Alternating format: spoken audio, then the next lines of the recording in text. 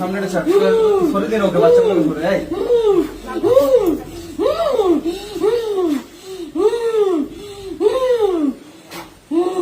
বলো কি চাইছো, বলো কে তুমি, নাম কি, কি চাও,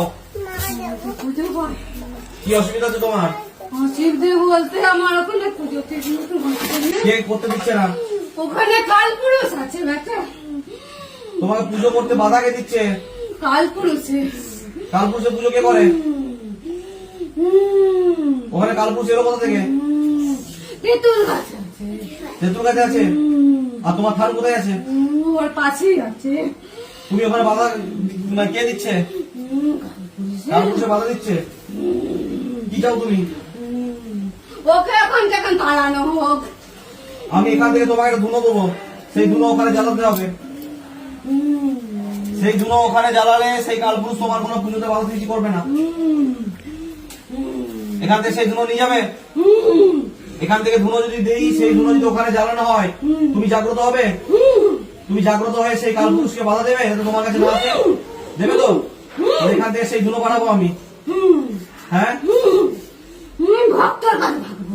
কার কাছে থাকবে? ভক্তর কাছে থাকবে। তুমি থাকো, তুমি থেকে কি কাজ করবে? আমি ভক্তদের ভালো করবো। অনেক ভক্ত এসছে ওর কাছে, ও কিছু এখন জানছে না। আচ্ছা, তুমি সব ঠিক করবে? আমি ঠিক করবো। তুমি কথা দিচ্ছ?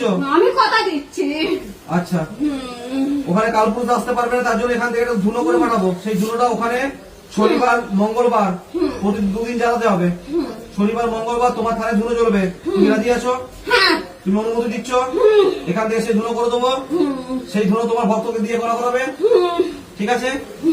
তাহলে তুমি খুশি থাকবে তো? হ্যাঁ, আমি খুশি। সব সমস্যা দূর করবে, এদের পরিবারের মঙ্গল করবে, এর মেয়ে রাগ কমাবে, কমাবে তো? ঠিক আছে, তুমি এসো তাহলে, তুমি এসো।